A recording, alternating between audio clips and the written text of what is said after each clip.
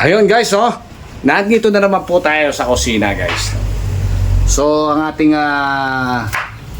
papel ngayon ay magluluto po tayo uli ngayon, no, ng adobong karpa. Ayan, okay guys, no. Papakita ko po sa inyo paano mag-adobo, guys. Ayan, may itlog siya, ayan, okay. Ayan ang sibuyas niya. Luya. Ayan, okay. So, igigisa natin sa bawang, sibuyas, luya. Okay? I-adobo po natin yan, guys. Alright. So yun, guys, no? Yan. Bago po natin i-adobo yan, ipipirito muna natin, no? Yan. Painitin muna natin yung kawali. Kailangan umuusok muna siya. Pauusokin natin yung kawali, oh.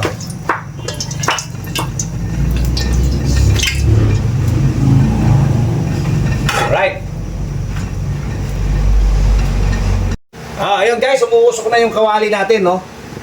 So, ipipirituin na natin tong ating mga isda, no? Papatayin muna natin tong kalan pagka naglalagay tayong isda, no? Alright. So, ilalagay na natin siya ng isa-isa. Para hindi po sa tumikilansik, no?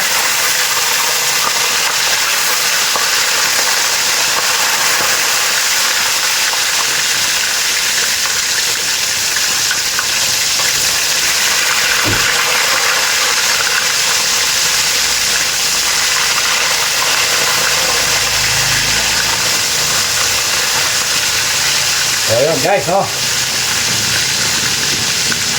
Hindi naman sila kakasa, kaya okay na muna yan. Pandar natin ang kalan yan. Ayan, okay. Huwag natin masyadong totoo yung kalan, ano? Ayan. Okay, tatakpan natin ngayon yan.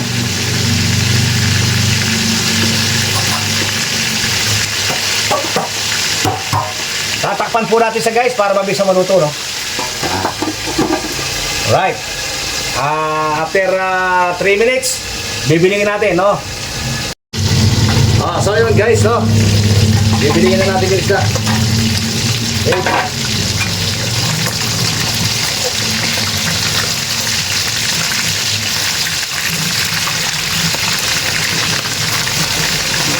Make sure guys, no, pagka yung ating pinipirito, para huwag dumikit sa kawali, no guys, kailangan kumukulo yung mantika natin o umuusok yung ating kawali, no? Tignan nyo guys, no, napaka-simple. Pagka nagpipirito, napaka-simple guys na bilingin, no?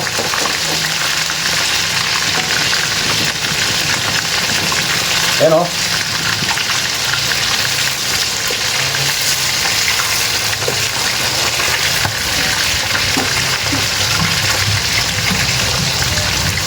Ayan, no? Napaka-simple yung bilingin guys, no? Kapag mainit po ang kawali natin bago natin nilagay yung ating pipirituhin, no? Ayan. Tatakpan natin uli sa after 3 minutes. Pwede na ho natin sa hanguin nun. Huwag natin masyadong lutuin kasi aadobohin pa natin yan. Kahit medyo malasado lang. It's up to you kung anong gusto ninyong luto, no? Kung malasado ba o talagang luto na siya. Okay? So yun guys, no? Hahanguin na po natin, no? Right.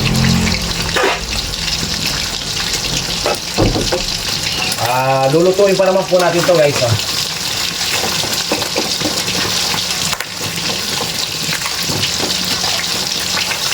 Dami kita.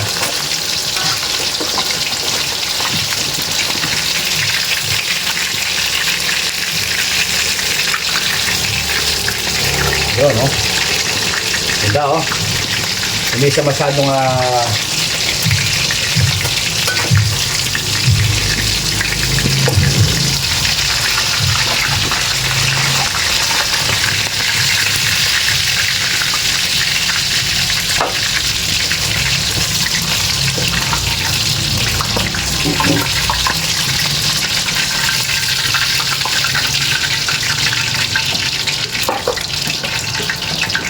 ayan guys. Okay.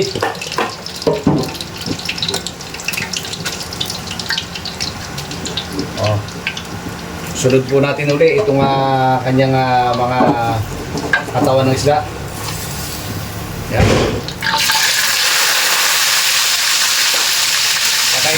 yung ating kalan, no? Yan.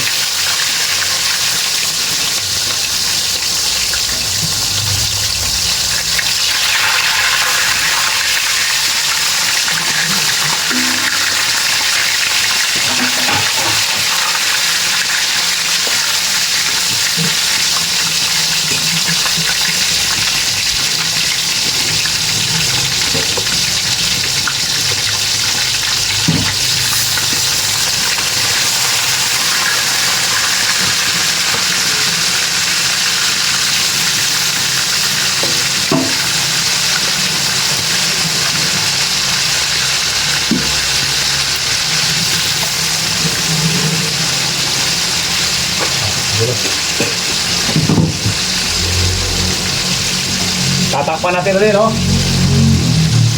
Okay. Hindi natin kalan, no? Kaya make sure na kapag naglalagay po tayo ng ipipirito natin, no? Lagi po natin tandaan, papatayin po natin yung ating kalan para hindi po tayo mailamsikan ng mantika. Bumukulong mantika, no?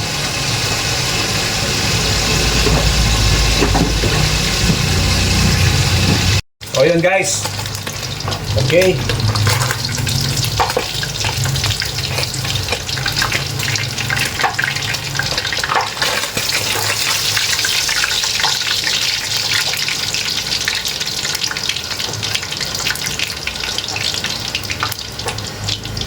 So patayin muna natin ka lang ngayon, guys, no? So ito na po yung resulta ng ating pinirito, no? Okay, guys. Oh, sasangkapan na po natin ngayon, no? Alright.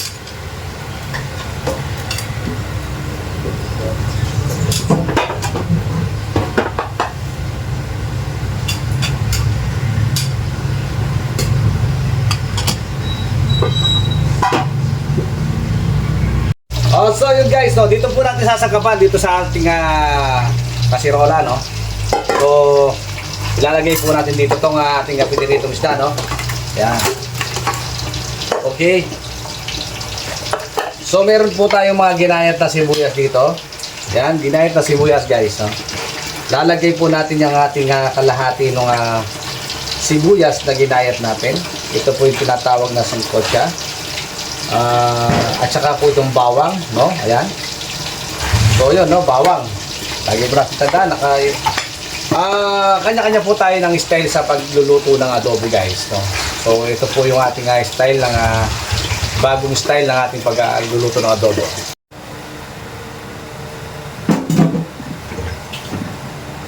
Ano ko yun?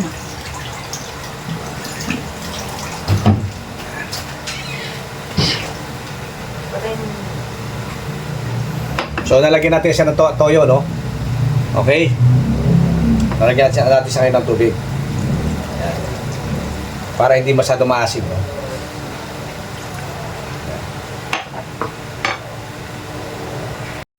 So syempre, sa adobo, hindi nawawala ang laurel, no? Ayan. At ang ating paminta. Ayan. Okay.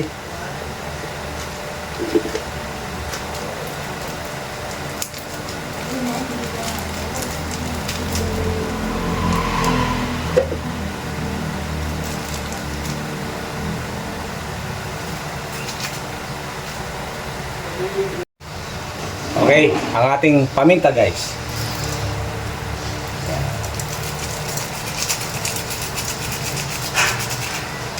O yun, guys. At siyempre,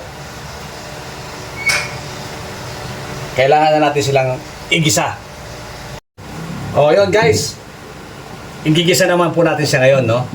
So, kompleto na po yung ricado natin, guys. Ito, naka-singkotsa na siya, no? Okay. Nakatimpla na po siya. Igigisa na lang po natin ngayon, guys, no? Hindi natin pala. So meron na po dito nakaabang na bagong mantika. Okay. Yan. Oh, so yun, guys, no? Lalagyan natin itong luya. Uunahin po natin yung luya, no, guys? Okay. Luya muna, luya.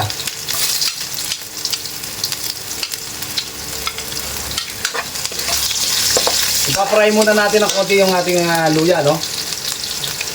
Para lumasa at mawala yung lansa.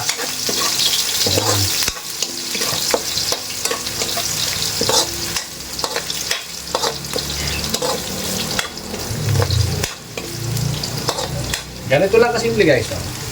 Luya muna, luya. Ayan. Pa-fry muna natin. O yan, medyo fry na ng konti ang ating luya. Sunod natin yung bawang, no? Ayan. So, kahit naman wala ng bawang yan, dahil meron na po siyang bawang doon na nakalagay. O, sunod natin sibuyas. Okay.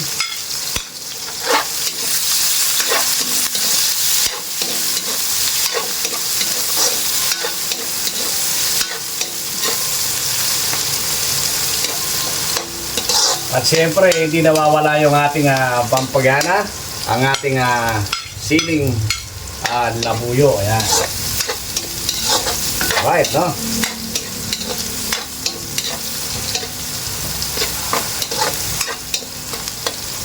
Okay. And after that, isusunod na natin ngayon itong ating siling kotse ang piniritong karpa. Okay? Piniritong isda. Ganyan lang kasimple guys ang magluto ng adobong isda, no? Yan.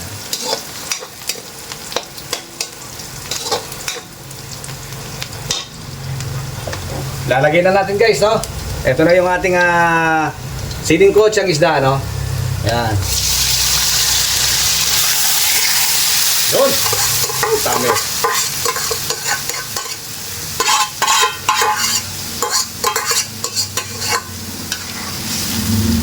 So dahan-dahan lang po ang ating maghalo guys dahil ang isda ay malambot, no? Ayan.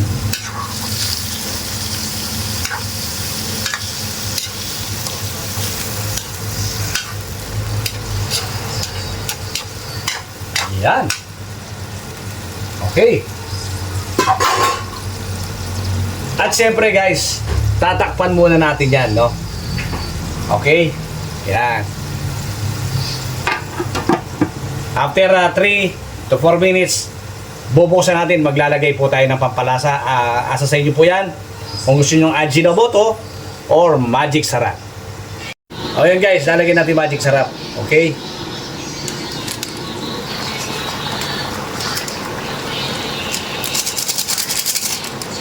Yan, takpan natin ulit para siya lumasa. Alright. Bubuksan na po natin ngayon yung ating niluto. Tingnan natin kung pwede na at matikman na. Ayan.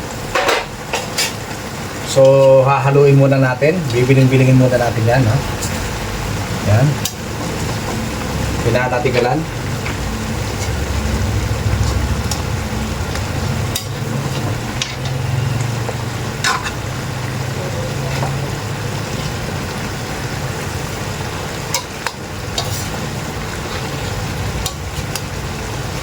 Yan, para mag-balance yung kanyang yung kanyang lasa, mag-balance. Yan. Alright.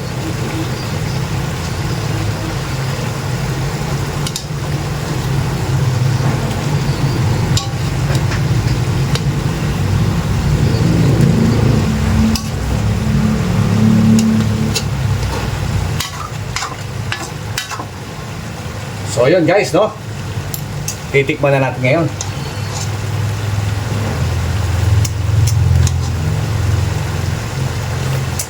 Wow!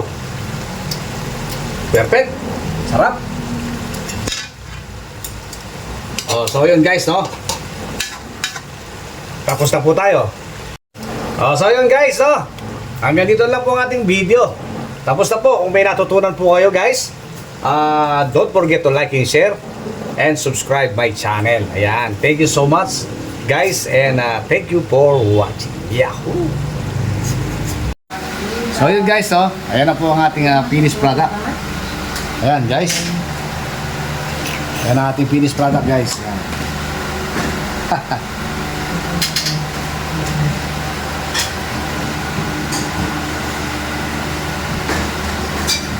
Adobong karpa.